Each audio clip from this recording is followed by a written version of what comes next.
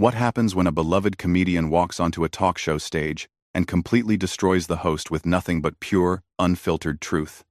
Well, you're about to find out, because what went down between Joy Behar and Leanne Morgan on The View was absolutely brutal.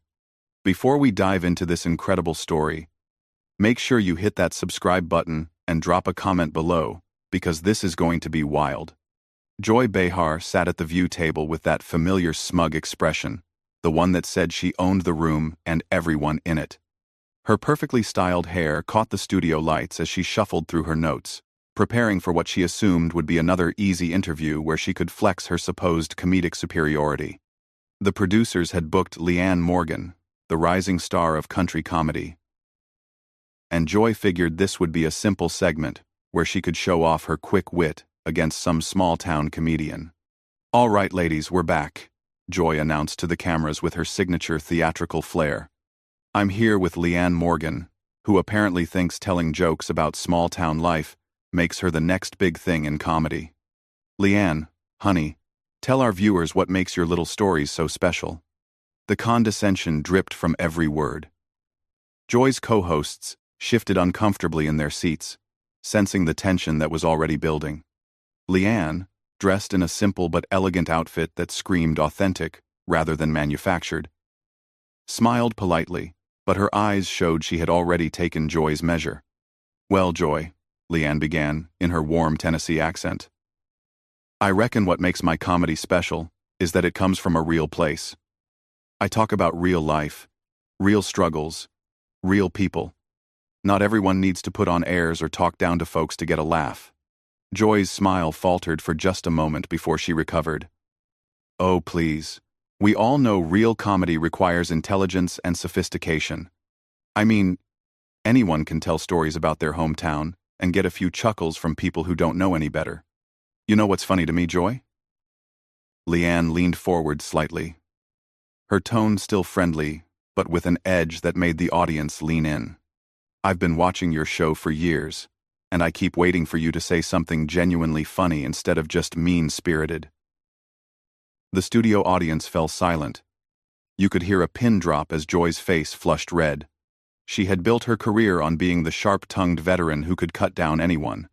But somehow this country comedian had just flipped the script in the most polite way possible. "Excuse me?" Joy's voice rose an octave.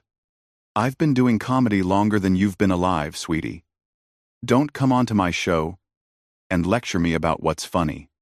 "Oh, honey." Leanne's voice remained calm and sweet. "I'm not lecturing you. I'm just observing. See, where I come from, we were taught that being mean isn't the same as being funny. But maybe that's just small-town values talking."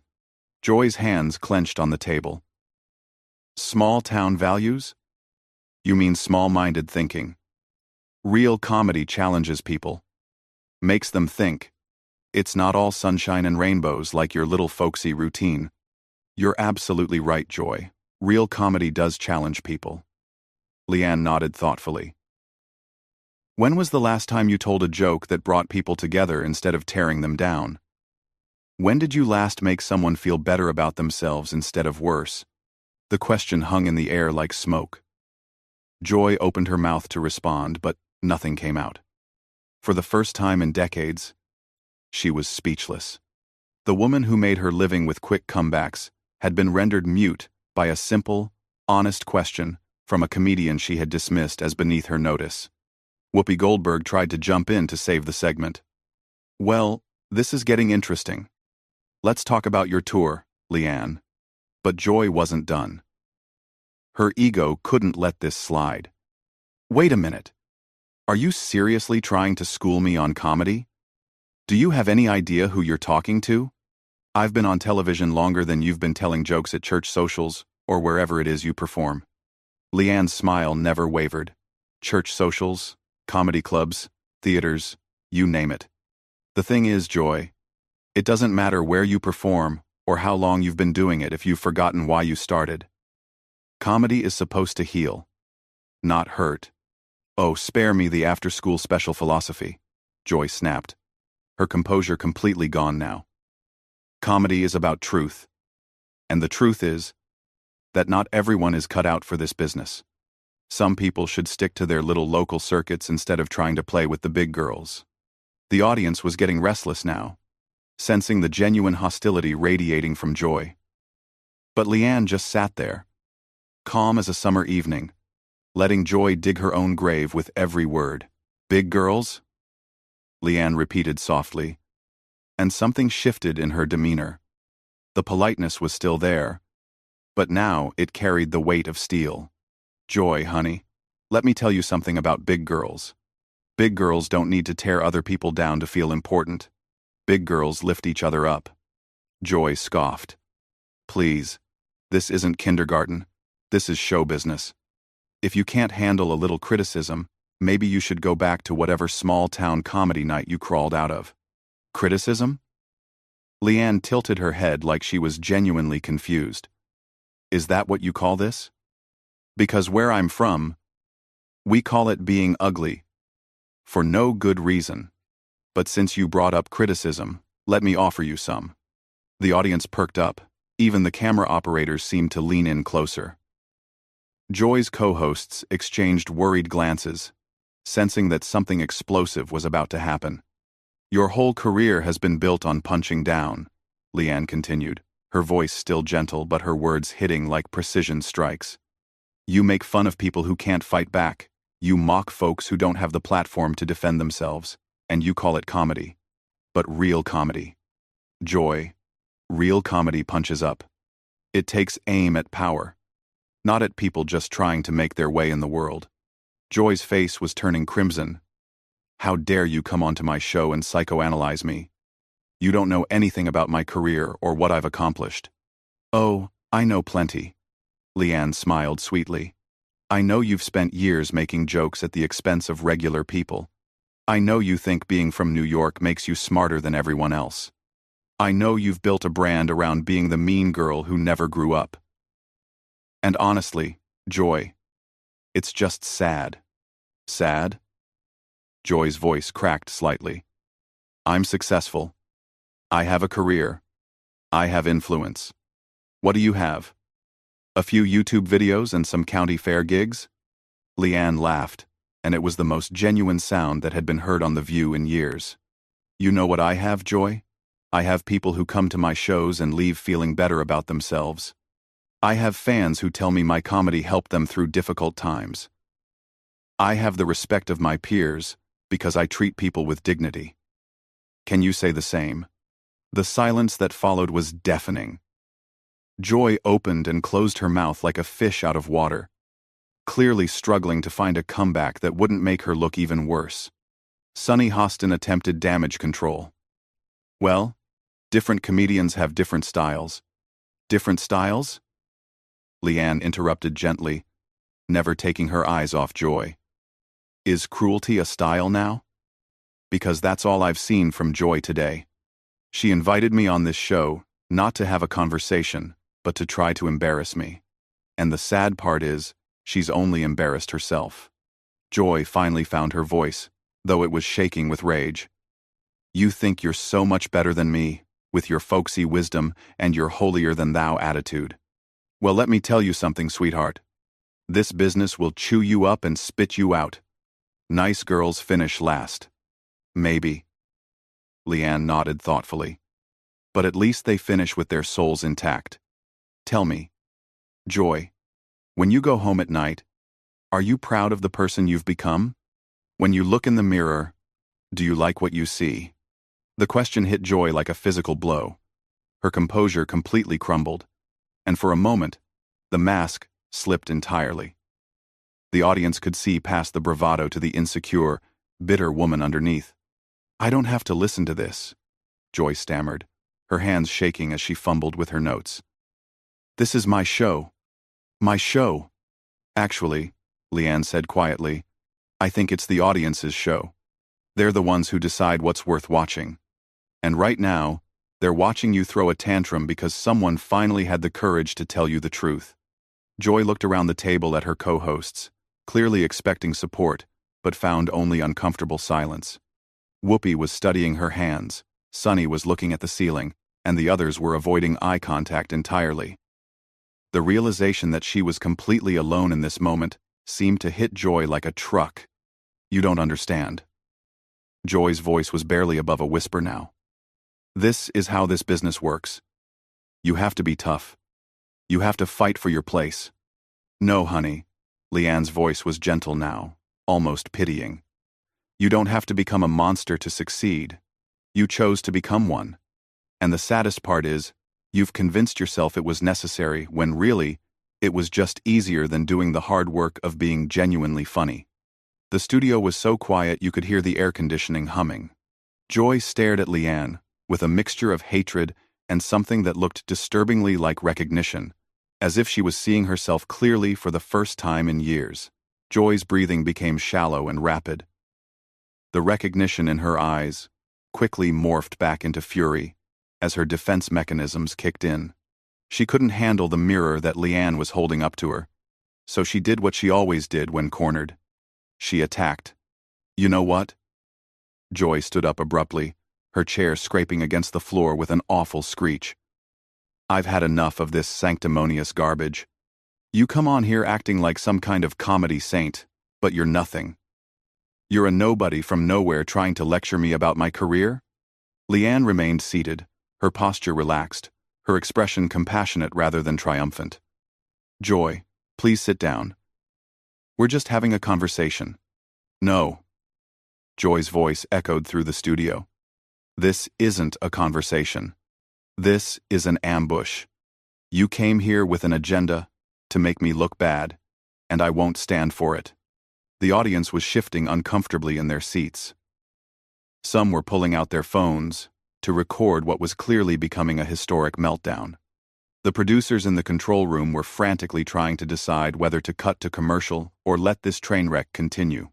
"I didn't come here with any agenda except to talk about comedy," Leanne said softly. "But if you're feeling attacked, maybe you should ask yourself why that is.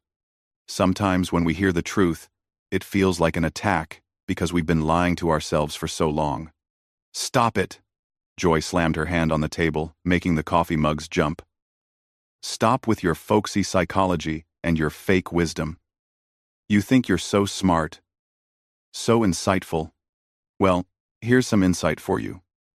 This business is cutthroat. It's survival of the fittest. And the fittest isn't some small-town nobody who thinks she can waltz in here and lecture her betters." Whoopi finally tried to intervene. "Joy, maybe we should take a breath here." Joy whirled on her. "Don't you start too, Whoopi. I'm the one with the edge, the one who asks the tough questions, the one who isn't afraid to say what everyone else is thinking. Is that what you think you do?" Leanne's voice cut through Joy's rant like a knife through butter. "Because what I see is someone who mistakes cruelty for courage. Someone who confuses being mean with being smart. You don't ask tough questions, Joy. You just ask cruel ones. That's it." Joy's face was purple now, spittle flying as she spoke. "I don't have to take this from some amateur who probably learned comedy from watching sitcom reruns. You want to know what real comedy is? Real comedy is telling the truth, even when it hurts. And the truth is, you'll never be more than a novelty act. A cute little distraction for people who don't appreciate real talent." The silence that followed was different this time. It wasn't just uncomfortable, it was damning. Even Joy seemed to realize she had gone too far, but she was too deep in her rage to back down now. Leanne stood up slowly, her movement graceful and deliberate. When she spoke, her voice carried a sadness that somehow made her words even more devastating. "You know what, Joy? You're right about one thing. Comedy is about telling the truth, even when it hurts. So here's a truth for you. You're not the victim here. You're not the wronged party. You're just a bitter woman who has spent so many years tearing other people down that you've forgotten how to build anything up, including yourself." Joy opened her mouth to respond, but Leanne held up a gentle hand. "I came here today, excited to meet you.